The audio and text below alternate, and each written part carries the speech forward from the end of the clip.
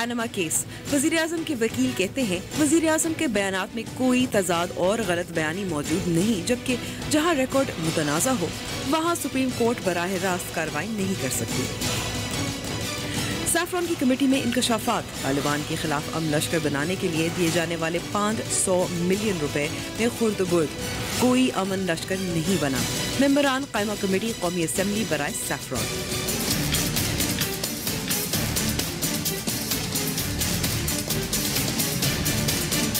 और लापता ब्लॉगर्स कहां? वज़ीर दाखिला की कोशिशें अब तक रंग ना लाईं। गुमशुदगी को 10 दिन से ज़ायद का अरसा गुजर गया। अस्सलाम वालेकुम and welcome to news wise. मैं हूं अंबर शमसी।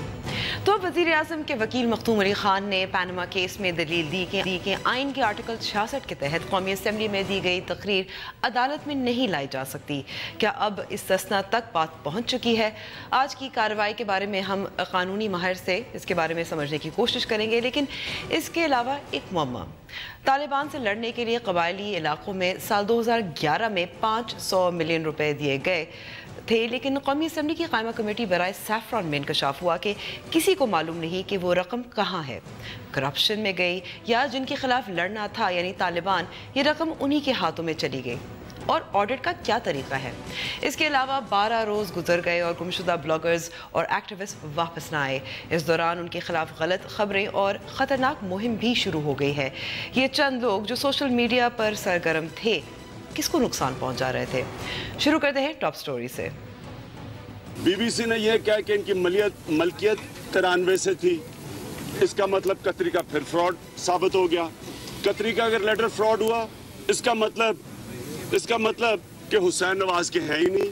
अगर हुसैन नवाज के नहीं है तो फिर वो आईजे का आ जाता है कि मरियम नवाज के है। तो बीबीसी की स्टोरी है, उसने एक बिल्कुल गलत तासुर देने की कोशिश की है। लेकिन इनको खदशा हो गया है कि इन्होंने झूठ बोला है और अभी से तैयारी कर रहे हैं कि ये सुप्रीम अगर झूठ बोला भी है तो सुप्रीम कोर्ट एक्शन ना ले। मेरे तो ख्याल में 3.5 साल से ही वो लोग वीडियो गेम खेल रहे हैं और 2018 तक इस केस के बाद अब वो वीडियो गेम्स ही खेलेंगे। जैसे जैसे मौसम सर्द होता जा रहा है, इमरान खान के मान भी ठंडे होते हैं। आज अदालत में आर्टिकल 66 और 184/C का जिक्र हुआ। ये क्या है, इनका क्या मतलब है, इस पर बात करने के लिए हमारे साथ मौजूद हैं जस्टिस रिटायर्ड नासरा जावेद साहिबा। बहुत बहुत शुक्रिया नासरा साहिबा हमें वक्त देने का। जो आज की कार्रवाई हुई उसमें ये बात की गई कि मखदूम अली खान जो वज़ीर आज़म के वकील हैं उन्होंने दलाइल दिए कि जहाँ रिकॉर्ड मुतनाज़ा है वो सुप्रीम कोर्ट बराह रास्त उस पर कार्रवाई नहीं कर सकती, जिस पर जस्टिस अज़मत सईद शेख ने इस्तफ़ार किया था कि आप कहना चाह रहे हैं कि अदालत आर्टिकल 184/3 के तहत सिर्फ तस्दीक शुदा हक़ाइक़ पर सुन सकती है। इसका क्या मतलब है नासर साहिबा? मखदूम अली ख़ान साहब का तो मकसद ये है कि किसी अंदाज से प्राइम मिनिस्टर के मुतालिक जो मुतनाज़ा बातें हैं उनके ऊपर कोई तज़किरा ना हो और वो ये कहना चाहते हैं कि अदालत में ये रेज़ नहीं कर सकते।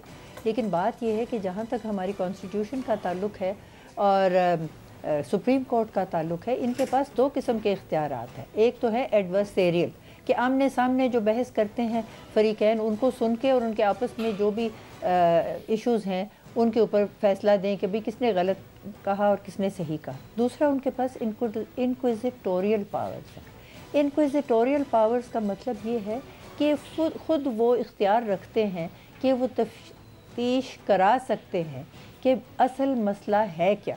ये यूरोपियन लॉ में और शरिया लॉ में ये इंक्विजिटोरियल पावर्स कोर्ट के पास होते हैं और हमारे सुप्रीम कोर्ट के पास भी मुकम्मल इख्तियारात हैं कि किसी मुतनाज़ा बात के बारे में वो ख़ुद मालूमात करवा सकते हैं, आज खुद करें या कमीशन के ज़रिए करें। तो ये मखदूम अली खान का कहना कि जी ये मुतनाज़ा बातों के बारे में कोई तबसरा नहीं कर सकते या मालूमात नहीं कर सकते, ये दुरुस्त नहीं।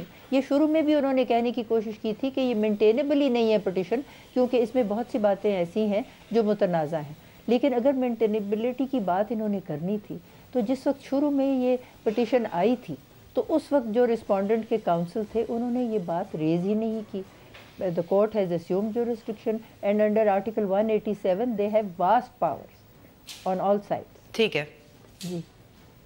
तो 184/3 में क्या लिखा गया है जिसका जिक्र हुआ फिर? अब मैं एग्जैक्टली आपको कॉन्स्टिट्यूशन से पढ़ के बता देती हूँ ताकि आपको पता लग जाए दैट व्हाट इट सेज।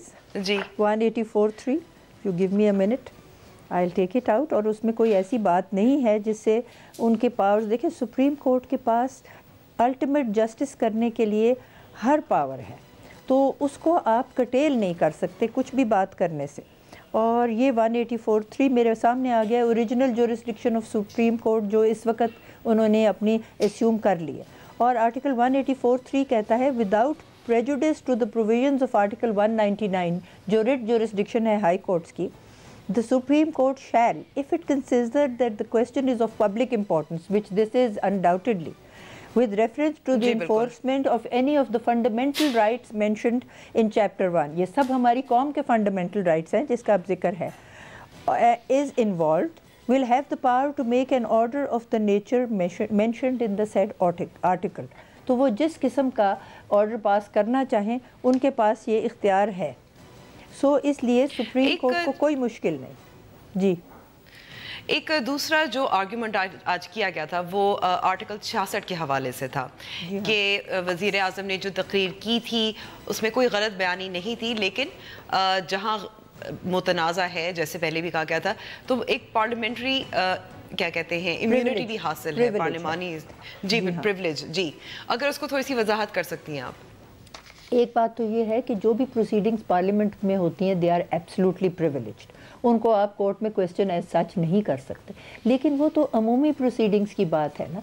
अब जब प्राइम मिनिस्टर उस फोरम को सिलेक्ट करते हैं कि वो कौम को भी और लोगों को भी इस बात पे तसल्ली दें, एक्सप्लेनेशन दें कि मैंने कोई गलत काम नहीं किया, और उसी के ऊपर अपना इन्हिसार रखते हैं, तो फिर वो उस प्रिविलेज में नहीं आते, क्योंकि उन्होंने ख़ुद वो फोरम सिलेक्ट की है कौम को ये बात बताने के लिए कि मैंने क्या किया और क्या नहीं किया। तो फिर ख़ुद पहले तो उन्होंने वो फोरम चूज़ की और ये स्पीच की to make everything clear and transparent, and then to say that no, this speech was not meant for this purpose and the privilege of parliament will prevail would not be a correct assessment or a correct statement on the part of Nasir this Sahiba, council. आपका कहना है कि कौमी assembly में address करने का, तकरीर करने का जो फैसला था उससे ये मतलब है कि वो प्रिविलेज, वो इस्तिस्ना फिर ख़त्म हो गया।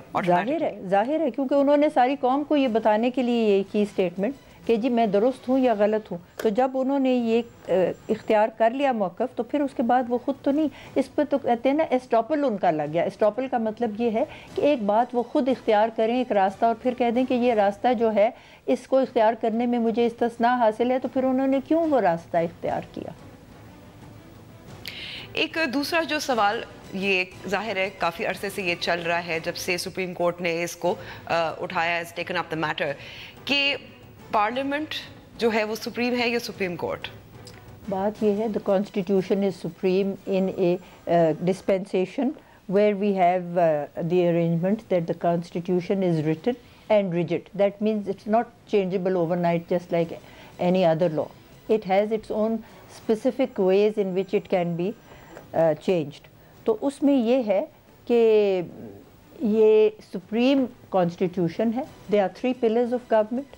There is the legislature which makes the laws which cannot be violative of the constitution. यानी कि उसके बाद हाँ जी इदारे यानी कि सेनेट और पार्लियामेंट हो गई ना, और जो प्रोविंशियल लॉज हैं उनके लिए प्रोविंशियल लेजिस्लेचर्स, और उसके बाद जो दूसरा है एग्जेक्टिव वो उनको इम्प्लीमेंट करती है और वो गवर्नेंस का काम करती है, और जो जुडिशरी है वो देखती है कि लोगों के हकूक़ ना पामाल हों, या जहाँ दो फरीकैन का आपस में कोई झगड़ा हो तो उसको कैसे दाद रसी उन्होंने देनी है। So all 3 of them are in a manner of speaking at par. One cannot say कि जी एक दूसरे के ऊपर कोई ज़्यादा बरतरी रखता है, क्योंकि बरतरी तो आइन की है और आइन के जो हदूद दिए गए हैं उनसे बाहर कोई नहीं निकल सकता। ठीक है, बहुत बार बात हुई कि कमीशन बनना चाहिए इस मामले पर, क्योंकि ये मामला पेचीदा है, बहुत मनी ट्रेल की बात होती है। तो आपकी नज़र में कमीशन ही ये सुलझा सकता है? क्योंकि फिर बात सियासी भी आ जाती है। पाकिस्तान तहरीक इंसाफ एक तरफ कहती है कि कमीशन बने, फिर कहती है नहीं बने। Pakistan Muslim League Noon has been neutral in this, कहते हैं कमीशन भी बना सकते हैं।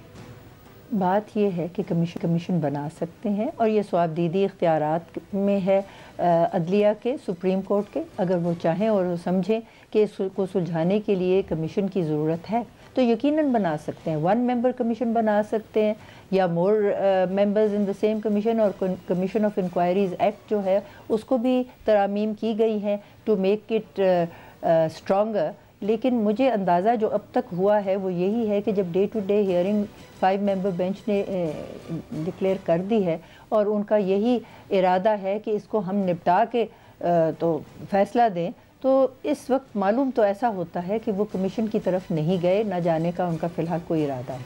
लेकिन ये अपनी उनकी सवाबदीदी इख्तियारात में है, अगर वो चाहें तो वो कमीशन बना सकते हैं। ठीक है, बहुत बहुत शुक्रिया हमें वक्त देने का जस्टिस रिटायर्ड नासरा जावेद साहिबा। अब हम ब्रेक पे जा रहे हैं। ब्रेक के बाद जानने की कोशिश करेंगे कि वो 511 मिलियन रुपए जो तालिबान के ख़िलाफ़ लड़ने के लिए दिए गए थे वो कहाँ गए। ब्रेक के बाद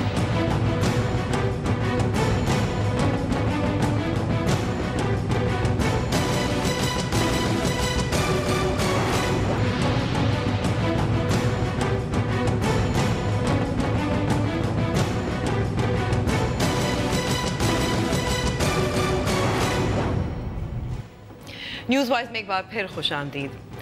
आज कौमी असम्बली की कायमा कमेटी बराए सैफरॉन का इजलास हुआ और एक इंकशाफ हुआ। ये मालूम हुआ कि 2011 में 511 मिलियन रुपए दिए गए थे अमन लश्कर कायम करने के लिए। ये अमन लश्कर का मकसद यही था कि तालिबान से लड़ाई करें, लेकिन ये भी मालूम हुआ कि ये पैसे गायब हो गए हैं, पता नहीं है कि वो कहाँ गए हैं।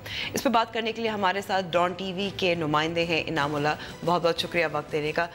आप के पास डॉक्यूमेंट्स भी हैं, तफसील भी है, बताइए कि क्या कहानी है। जी थैंक यू वेरी मच अंबर। ये बेसिकली 2011 में वफाकी हुकूमत ने सारे फाटा को 51 करोड़ रुपए दिए थे इस मकसद के लिए कि वहाँ पर जो तालिबान हैं या फॉरेन बेस्ड मिलिटेंट ऑर्गेनाइजेशंस हैं इंक्लूडिंग अलकायदा कि उनके ख़िलाफ़ अवामी सतह पर एक ऐसा मलेशिया जो है कायम किया जा सके जो इन केस अगर सिक्योरिटी फोर्सेस ना हो तो ये अवामी लोग लश्कर की सूरत में अपने दिफा के लिए उनसे लड़ें। और ज़ाहिर है ये वो वक्त था जब ये सब कुछ मामला उरूज पे था, फॉरेन फाइटर्स भी बहुत तादाद में थे और तालिबान भी मौजूद थे। बिल्कुल ये उसी दौर की बात है। फिर उसमें असल में ये जो 51 करोड़ रुपए थे ये पॉलिटिकल एडमिनिस्ट्रेशन और 11th कोर ने कंबाइंडली मिल के इसको यूटिलाइज़ करना था। इसमें इन 51 करोड़ रुपए में असलहा भी ख़रीदना था, इसमें मशीनरी भी, इवन गाड़ियाँ भी शामिल थी कि जो कबायली अमायदीन हैं, जो पुरअमन हैं, जो किसी जिहादी या किसी तालिबान ग्रुप का हिस्सा नहीं है, उनको असल में सपोर्ट करना था। लेकिन आज बड़े हैरत से कमेटी के मेंबरान ने ये कहा, बल्कि जो जितने भी फाटा 7 ट्राइबल एजेंसीज़ हैं उनके नुमाइंदों ने कहा कि हमारे पास तो सच कोई लश्कर नहीं बना। मौलाना जमालुद्दीन साहब जो कमेटी के चेयरमैन हैं और जनूबी वज़ीरिस्तान को रिप्रेजेंट करते हैं कौमी असम्बली में, उन्होंने कहा कि वाना में अभी तक सच कुछ मीरानशाह में कोई अमन लश्कर नहीं है। इस पर फिर चूंकि जो एडिशनल चीफ सेक्रेटरी होता है फाटा का, वो अकाउंटिंग ऑफिसर भी होता है, चीफ अकाउंटिंग ऑफिसर पूरे फाटा का, उनसे असल में एक्सप्लेन किया गया था कि आप आएँ और कमेटी को बताएं कि ये पैसे कहाँ गए, क्योंकि और ये पैसे दिए गए थे पॉलिटिकल एडमिनिस्ट्रेशन। बिल्कुल पॉलिटिकल एजेंट क्योंकि होते हैं, पॉलिटिकल एजेंट्स होते हैं, बिल्कुल DMG ग्रुप से हैं वो। लेकिन मसला उसमें ये आया कि जैसे कि उन्होंने पूछा कि साउथ वज़ीरिस्तान के लिए, सिर्फ साउथ वज़ीरिस्तान में लश्कर बनाने के लिए 25 करोड़ रुपया दिया गया था पॉलिटिकल एडमिनिस्ट्रेशन को। कुछ पता नहीं है उसका, बाकायदा उनके MNA ने बोला कि कोई लश्कर नहीं, उल्टा जो हमारे लोग थे, जो कबायली अमायदीन थे, जो मासूम लोग थे, उनको बाकायदा मारा गया इस साल बहुत उसमें। तो उस पर फिर जो एडिशनल जॉइंट सेक्रेटरी हैं सैफरॉन के, उन्होंने कहा कि हमें तो खैरात मांगनी पड़ती है वफाकी हुकूमत से कि जो लेवीज़ के बंदे उधर मारे गए हैं तालिबान के हाथों, ताकि उनके फैमिली को, बेवाओं को सपोर्ट किया जा सके, वो हमें नहीं दिया जा रहा। जबकि दूसरी तरफ जो 51 करोड़ रुपए थे वो पता नहीं कहाँ गए। इस पर काफ़ी शोर शराबा हुआ।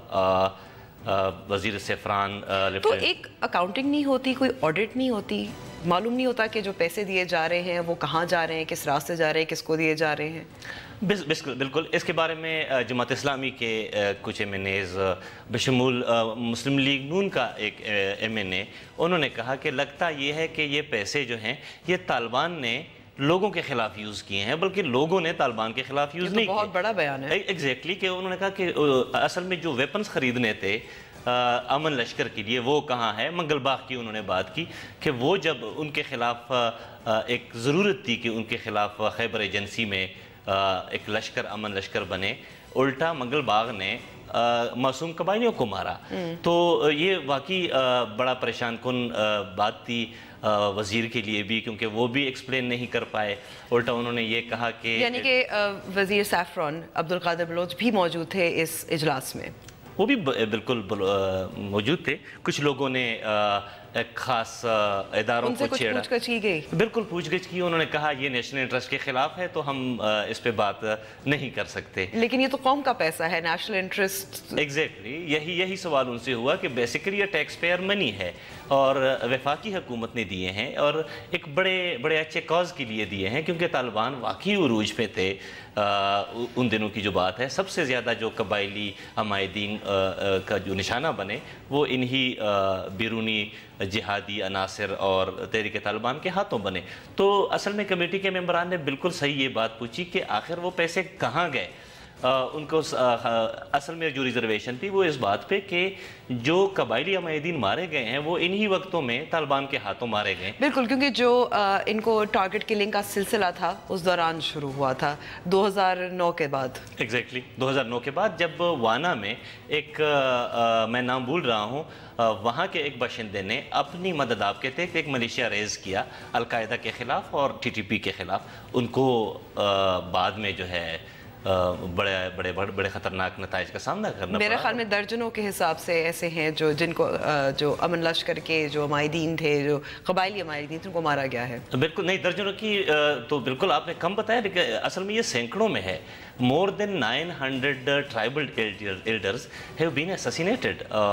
बल्कि बाजोड़ के बारे में वो कहते हैं कि ये जो है असैसिनेशन कैपिटल है कबायली अमायदीन के हवाले से जब बात होती है जो तालिबान के हाथों में। और ये ऑपरेशन ज़रब-ए-अज़्म के बाद भी टारगेट किलिंग का सिलसिला जारी रहा है। कुछ केसेस ऐसे हैं, जैसे बाजोड़ एजेंसी, मोहम्मद एजेंसी में, पर्टिकुलरली खैबर एजेंसी में, जहाँ जो जिनका कुछ ऐसे इलाके हैं जहाँ पर अभी भी सिक्योरिटी फोर्सेस के लिए चैलेंज जगह है, क्योंकि वह ज़ाहिर है बड़ा हार्ड टेरेन है, वहाँ पे भी इस तरह की टारगेट किलिंग होती रहती है। असल में अंबर इसमें मज़े की बात यह है कि जो सैफरॉन मिनिस्ट्री जो पूरे फाटा को सरहदी उमूर को डील करता है, उनके वज़ीर के पास भी जवाब नहीं था, उनके सेक्रेटरीज ऑफिसर्स के पास जवाब नहीं था। कुछ इस मौके पर पॉलिटिकल एजेंट्स के बारे में कहा कि उनको फ़ोन किया जाए कि वो पैसे कहाँ गए, जो कबायली, अगर उनको पैसे दिए गए थे तो वही बता सकेंगे। एग्जैक्टली, बिल्कुल। लेकिन ऐसा भी होता है कि ज़ाहिर उनकी मुद्दत भी ख़त्म हो जाती है, तो पुरानी बातें 2011 की जैसे आपने कहा, तो पॉलिटिकल एजेंट्स भी चेंज होते रहते हैं। बिल्कुल, पॉलिटिकल एजेंट्स तो they are not like MNAs की कोई टेन्योर वो उनकी ट्रांसफ़र होती रहती है। लेकिन एक सिस्टम है अंबर जिसमें फाटा का पूरा सेक्रेटेरिएट है और बड़ा पावरफुल सेक्रेटेरिएट है। उनका जो एडिशनल चीफ सेक्रेटरी हैं फिदा वज़ीर साहब, वो अभी भी उधर ही हैं, बड़े अरसे से हैं उधर। बाकी अगर ये पॉलिटिकल एजेंट्स शफल होती भी हैं तो भी जो अमन लश्कर था, बेसिकली ये एक फिज़िकली विजिबल प्रोजेक्ट होना चाहिए था, जिसमें बाकायदा लोगों को पता होना था कि ये लश्कर बना है इतने की तादाद में, इन्होंने तालिबान के साथ लड़ना है। लेकिन सच अभी तक कोई लश्कर नहीं बना। तो सैफरॉन के वज़ीर अब्दुल कादिर बलोच ने कुछ बताया कि क्या तरीका है इसका ऑडिट किया जाए, पैसे की अकाउंटिंग हो, ट्रेस किया जाए? बिल्कुल, इसके बारे में उन्होंने एक अलग इजलास बुलाया है। एक MNA ने तो ये तजवीज़ दी कि जो अमन लश्कर का जो स्कैंडल है, उन्होंने स्कैंडल कहा, इसके बारे में बाकायदा एक ज़ैली कमेटी, सब कमेटी बननी चाहिए ताकि पूछा जाए उन अफसरान से, इवन पेशावर में जो कोर हेडक्वार्टर है उनसे, FC से, कि आखिर वो पैसे गए कहाँ हैं, کیا یہ امکان تو نہیں ہے کہ کہیں وہ پیسہ طالبان نے اپنے فیور میں قبائلیوں کے خلاف یوز نہ کیا ہو؟ تو اس پہ کافی ڈیبیٹ رہا. ان پروٹیسٹ جو ہے عبدالقادر بلوچ صاحب چلے بھی گئے کیونکہ انہوں نے کہا کہ آرمی کے خلاف کچھ زیادہ باتیں ہو رہی ہیں, اور آن ریکارڈ کچھ نہیں انہوں نے کہا, لیکن آن ریکارڈ کچھ نہیں. ٹھیک ہے, بہت بہت شکریہ نام اللہ ہمیں وقت دینے کا. we're going on a break now, اور بریک کے بعد ہم دیکھیں گے کہ 12 روز گزر گئے, وہ بلاگرز, وہ ایکٹیوسٹ کہاں ہیں. بریک.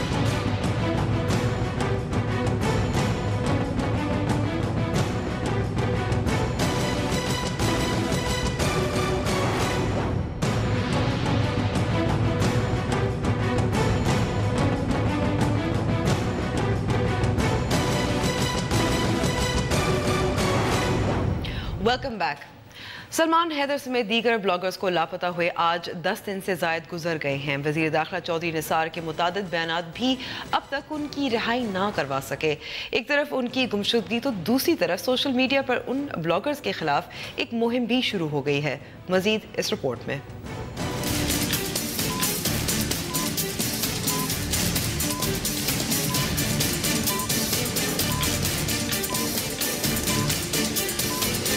سلمان حیدر سمیت دیگر 4 بلاگرز کی گمشدگی کو آج 10 دن سے زائد گزر چکے ہیں, اور حقیقت یہ ہے کہ وفاقی وزیر داخلہ سمیت اب تک کسی کو ان کے حوالے سے کوئی علم نہیں. وزیر داخلہ چودھری نثار نے چند دن پہلے سینٹ میں بیان دیتے ہوئے کہا کہ سیکیورٹی اداروں سے بات کی ہے, جلد ہی ان کی بازیابی ممکن ہو جائے گی, لیکن وہ وعدہ ہی کیا جو وفا ہو جائے. جبکہ ملک کے تمام بڑے شہروں میں ان بلاگرز کی بازیابی کے لیے مظاہرے بھی کیے گئے اور حکومت سے ان کی بخیریت بازیابی کا مطالبہ بھی دہرایا گیا. روایتی میڈیا ہو یا سوشل میڈیا, ہر فورم پر ان کی بازیابی کے لیے آواز اٹھائی گئی. ایک طرف تو وفاقی وزیر داخلہ کی کھوکھلی تسلی کہ جلد ان کو بازیاب کروا لیا جائے گا, تو دوسری طرف وقت گزرنے کے ساتھ ساتھ ان تمام بلاگرز کے خلاف سوشل میڈیا پر ایک مہم جوئی کا بھی عنصر ابھر کر سامنے آ رہا ہے. اس مہم میں لگائے گئے الزامات میں کتنی صداقت ہے, اور کیا یہ تمام بلاگرز اتنے بااثر تھے کہ ان سے کسی شخص یا ادارے کو خطرہ محسوس ہوا؟ ایسا کیا لکھا ان تمام بلاگرز نے جن کی سزا ان کو گمشدگی کی صورت میں ادا کرنا پڑ رہی ہے؟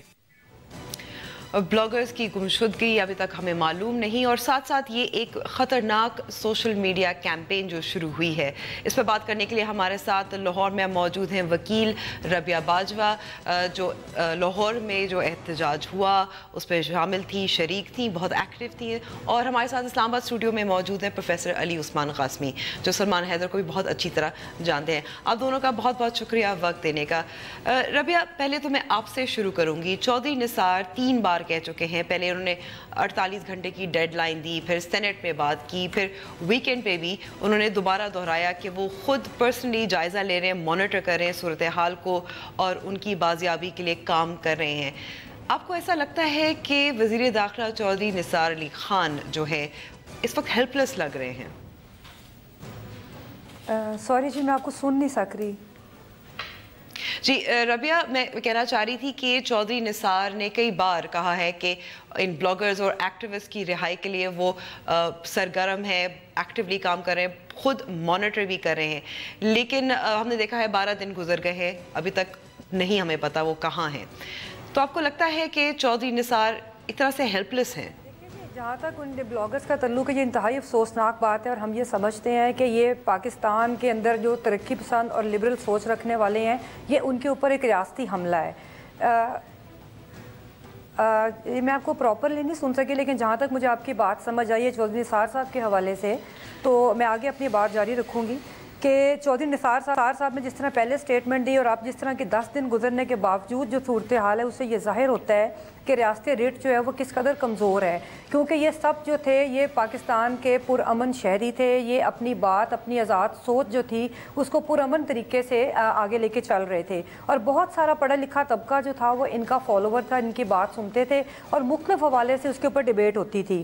تو یہ ایک انتہائی افسوسناک صورتحال ہے, بلکہ میں یہ سمجھتی ہوں کہ یہ ریاست کی ایک ناکامی کی طرف اشارہ دیتی ہے کہ جہاں پر دہشت گردی کرنے والے, جہاں پر بینڈ آرگنائزیشنز کے لوگ تو آزاد پھر رہے ہیں, مگر ایک ترقی پسند پرامن جدوجہد جو کہ قلم سے جدوجہد کر رہے ہیں ان کو پابند کیا جا رہا ہے. ٹھیک ہے علی, یہ مہم بھی ان کے خلاف شروع ہو گئی اس دوران, یہ جو 10-12 روز ہیں, اور وہ کافی خطرناک مہم ہے کیونکہ ان پہ جو الزامات لگائے جا رہے ہیں اس میں پاکستان میں ہمیں معلوم ہے کیا ہوتا ہے. یہ کون کر رہا ہے؟ دیکھیں, یہ جو لوگ اس میں ملوث ہیں ان کی آشیرواد، ان کی مدد کے بغیر تو یہ ممکن نہیں ہے، کیونکہ اس میں اس حد تک بھی ہے کہ جو لوگ مظاہروں میں شامل تھے ان کو لے کر ان کو ٹریک ڈاؤن کرنے کی کوشش کرنا اور ان کو اس سے باز رکھنے کے لیے ان پر یہ بھی ہو رہا ہے کہ جو مظاہروں میں شامل جی اور ان کو اس طرح کے پیغامات دینا کہ جیسے اس میں شرکت کر کے وہ بھی اس جرم کا ہی ارتکاب کر رہے ہیں جس کا الزام ان لوگوں پر ہے جو اس وقت گمشدہ ہیں. تو جیسے آپ نے کہا کہ ماضی میں تو خیر یہ تھا کہ لوگوں پر پھر بھی غداری کے الزام لگتے تھے اور اس حوالے سے کوئی نہ کوئی شاید گنجائش پیدا ہو جاتی تھی، لیکن جو الزام اس وقت لگایا جا رہا ہے وہ اس قدر سنگین ہے، اور ایک تو اس کے حوالے سے ان کی جان کو تو خطرہ سو ہے وہ خود جو لوگ اس وقت غائب ہیں ان کو جو میں ذاتی طور پر جن کو جانتا ہوں وہ ایسی سوچ رکھتے بھی نہیں تھے، اور ان کے لیے یہ انتہائی تکلیف دہ بات ہے کہ ان پر ایسا الزام لگایا جائے. سو ایک تو یہ بات. دوسری جو آپ ابھی چودھری نثار کے حوالے سے بات کہہ رہی تھی، میرے خیال میں یہ ایک مکمل طور پر ایک کوتاہی کہہ لیں یا ناکامی کہہ لیں کہ، اور جس سے یہ بھی ظاہر ہوتا ہے کہ سویلین حکومت کے پاس کس نوعیت کے اختیارات ہیں. ان کے پاس شاید اسی طرح کے اختیارات ہیں کہ وہ جا کر کسی پل کا افتتاح کریں یا کسی سڑک کا افتتاح کریں. جہاں تک سیکیورٹی کے یا اہم معاملات کا تعلق ہے، چاہے وہ افغانستان ہے، چاہے وہ ہندوستان کے ساتھ تعلقات ہیں، چاہے وہ کوئی اور اس طرح کا اسٹریٹجک معاملہ ہے، اس کے حوالے سے تو مجھے نہیں لگتا کہ سویلین گورنمنٹ کے پاس کوئی اختیار ہے. اور اگر اس معاملے میں سویلین گورنمنٹ ان لوگوں کا ساتھ نہیں دیتی جو کہ پرامن لوگ ہیں، جو پروگریسو لوگ ہیں، جو پرو ڈیموکریسی ہیں، جو اصل میں جمہوریت کو مستحکم کرنا چاہتے ہیں، تو سویلین گورنمنٹ اپنے لیے خود مشکلات پیدا کرے گی، وہ اپنے لیے سپیس کو خود کم کرے گی.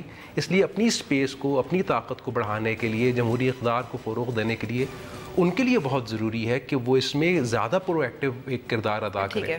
اور میرے خیال میں تو یہ صرف حکومت تک بلکہ یہ ذمہ داری عائد نہیں ہوتی، جو دیگر سیاسی جماعتیں ہیں ان کا بھی رول اس حوالے سے، سوائے پیپلز پارٹی کے، اس نے شروع میں ساتھ دیا، کالنگ اٹینشن نوٹس، اور مظاہرے میں بھی شریک تھے.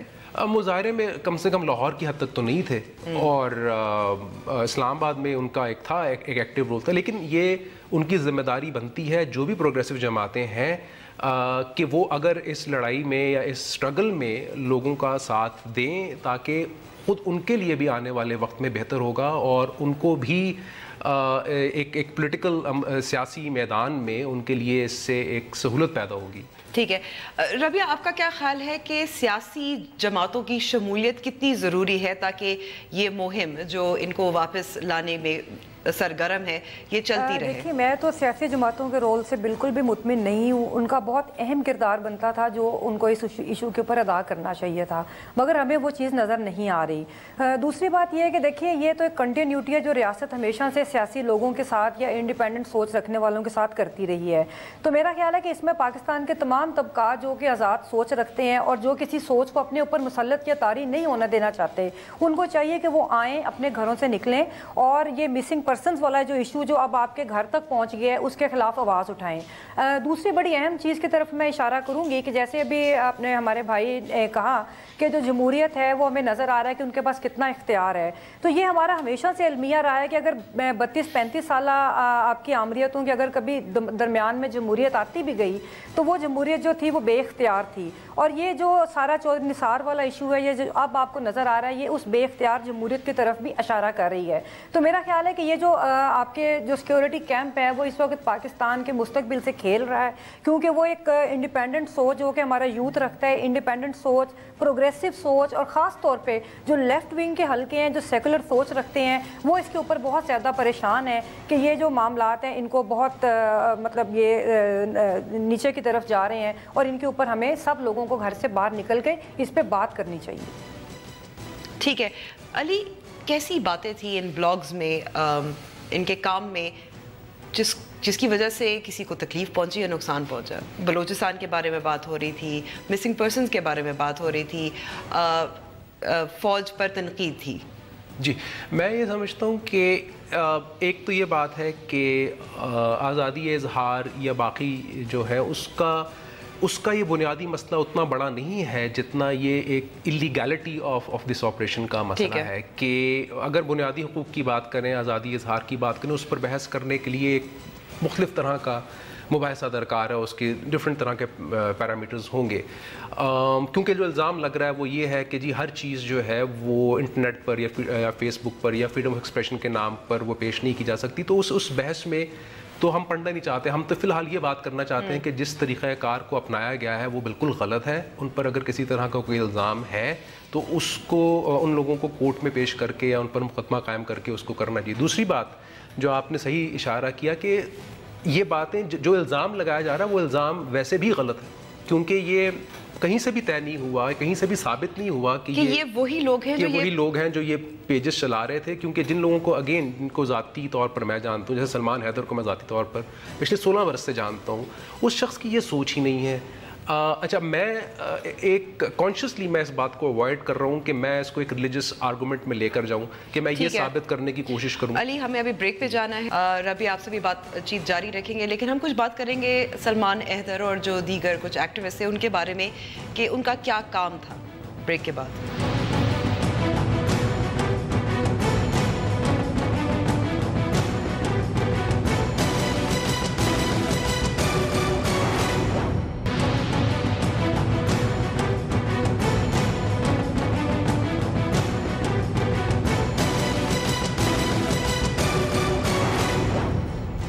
نیوز وائز میں ایک بار پھر خوش آمدید. علی, بریک سے پہلے آپ نے کچھ ذکر کیا سلمان حیدر کو آپ 16 برس سے جانتے تھے. ان کا کیا کام تھا, اگر آپ لوگوں کو, ناظرین کو بتا سکتے ہیں, تاکہ یہ جو غلط فہمی, یہ جو ایک جو جیسے میں نے شروع میں کہا کہ کیمپین جو چلی ہوئی ہے ایسوسیٹنگ ہم ود دیز تھنگز, غلط ثابت ہو سکے. میں وہی آپ سے عرض کر رہا تھا کہ میں یہ نہیں چاہتا کہ میں یہ ثابت کرنے کی کوشش کروں کہ سلمان حیدر کتنا مطلب اس کا پختہ عقیدہ تھا اور وہ کتنا وہ تھا. لیکن یہ کہ میں یہ ضرور کہوں گا کہ اس سے زیادہ بہادر انسان اور اس سے زیادہ محبت کرنے والا انسان میں نے شاید نہیں دیکھا. اور اس کی اس محبت اور اس کی ایک بہادری کا سب سے بڑا ثبوت یہ ہے کہ چاہے گلگت بلتستان کے لوگ ہوں, پارا چنار کے لوگ ہوں, ہزارہ کے ہوں, گوادر کے ہوں, کراچی کے ہوں, جہاں جہاں بھی لوگ پس رہے ہیں, ان پر ظلم ہو رہا ہے, ان کے لیے اگر کسی نے آواز بلند کی تو سلمان حیدر نے کی. اسی لیے اس وقت اپنی شاعری کے ذریعے کالم, تھیٹر, اور اس کی, اور صرف شاعری بھی ایسی نہیں, اس میں میرے خیال میں اس کی جو لفظوں کی کاٹ وہ ایسی تھی کہ جس کی وجہ سے وہ جو میسج پہنچانا چاہتا تھا وہ پہنچا پاتا تھا. اور میں یہ کہوں گا کہ ہم ابھی یاد کرتے ہیں کہ مارچ 1971 میں جب آپریشن ہوا تھا اس وقت کتنے لوگ احتجاج کرنے نکلے تھے. شاید 50 لوگ مال روڈ کی سڑکوں پہ نکلے تھے اور حبیب جالب کا تذکرہ ہوتا ہے. اور آج لوگ حبیب جالب کا اچھے لفظوں میں یاد کرتے ہیں کہ وہ ایک اجتماعی شعور کی آواز تھی, ایک واحد شخص تھا جس نے اٹھ کر کہا کہ جو ہو رہا ہے وہ غلط ہو رہا ہے. سلمان حیدر وہی کردار ادا کر رہا ہے, یعنی کہ ہمارے دور کے حبیب جالب ہے. بالکل میں کہوں گا. اور اس کی شاعری اور اس کی تحریریں, اس کا ایکٹیویزم, اس کا تھیٹر, اس کا منہ بولتا ثبوت ہے. اور اس کا ایکٹیویزم کسی ایک فرد, کسی فرقے, کسی مذہب, کسی اس کا محتاج نہیں تھا, وہ سب کے لیے تھا. اور دوسری جو بات جو اوفینس کی یا باقی, دیکھیں بہت ساری چیزیں ایسی ہوتی ہیں کہ جب آپ نے باؤنڈریز کو پش کرنا ہے, اگر آپ نے معاشرے میں تبدیلی لے کر آنی ہے تو وہ لوگوں کو ایٹ ٹائمز کسی نہ کسی کو تو اوفینڈ کرے گی, کسی نہ کسی کو تو ہرٹ کرے گی. وہ ان کے پولیٹیکل انٹرسٹس ہوتے ہیں جو ہرٹ ہو رہے ہوتے ہیں, وہ پاور ایکویژن ہوتی ہے جو ہرٹ ہو رہی ہوتی ہے, جس کو بعض لوگ یہ کہہ کر اس کو غلط کرنے کی, ثابت کرنے کی کوشش کرتے ہیں جیسے کسی کے مذہبی جذبات کی توہین کی جا رہی ہے یا اس کو نقصان پہنچا جائے. ایسی کوئی بات نہیں ہے, ایسی کوئی بات نہیں تھی. میں ربیہ سے یہاں سوال پوچھوں گی. ربیہ, یہ چند ایکٹیوسٹ, یہ چند بلاگر, یہ کتنے لوگوں تک پہنچتے ہوں گے جو ان کو ایک خطرہ سمجھا جا سکتا ہے؟ امبر, بات یہ ہے کہ جب جو جھوٹ ہوتا ہے, جو باطل پرستی ہوتی ہے, اس کو تو ایک آواز سے بھی خطرہ ہوتا ہے.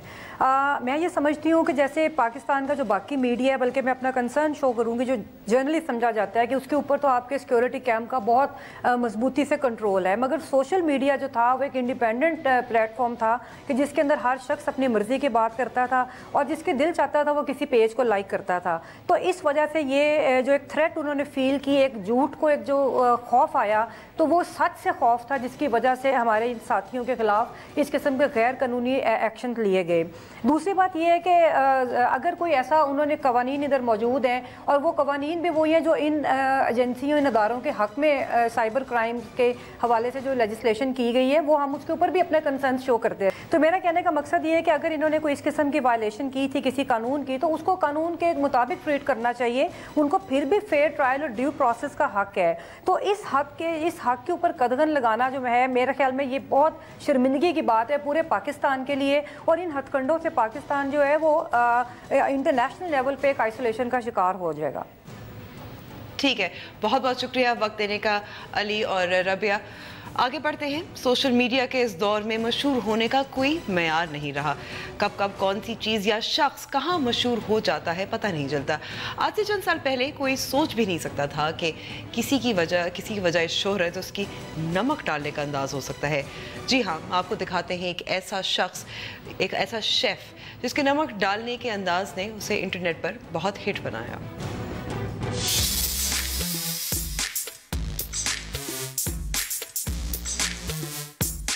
یہ ہے شیف نصرت گوسک، لیکن ان کے کھانے سے زیادہ ان کے نمک چھڑکنے کے انداز نے انٹرنیٹ پر دھوم مچائی ہوئی ہے۔ ترکی سے تعلق رکھنے والے نصرت دبئی، ابوظہبی اور ترکی میں اپنے ہی نام سے منسلک نصرت ریسٹورینٹ چلاتے ہیں۔ نصرت کی اسپیشلٹی تو گوشت سے بنی ڈشز ہے، لیکن ان کا گوشت کاٹنے کا طریقہ ہو یا کباب لگانے کا سب سے منفرد ہے، جس نے انہیں سوشل میڈیا پر نہایت مقبول بنا دیا ہے۔ نصرت اپنی ویڈیوز اپنے انسٹاگرام پیج پہ شیئر کرتے رہتے ہیں اور اب ان کے فالوورز کی تعداد 16 لاکھ تک پہنچ چکی ہے۔ سوشل میڈیا پر سالٹ پائی کے نام سے مشہور نصرت کے اس انداز کو نہ صرف لوگ کاپی کر رہے ہیں بلکہ اس انداز پر بہت سی میمز بھی بنائی جا رہی ہیں۔ نصرت الف سالٹ پائی کو سال 2017 کا پہلا انٹرنیٹ ہٹ بھی قرار دیا جا رہا ہے۔ نیوز وائز کا وقت اب ختم ہوا ہے۔ اگر آپ پروگرام کے بارے میں کچھ اپنی رائے سے ہمیں آگاہ کرنا چاہیں تو ہمارا فیس بک پیج اور ٹویٹر ہینڈل موجود ہے۔ مجھے اجازت دیجیے اور دیکھتے رہیے ڈان نیوز، مزید خبروں اور تجزیوں کے لیے۔ خدا حافظ۔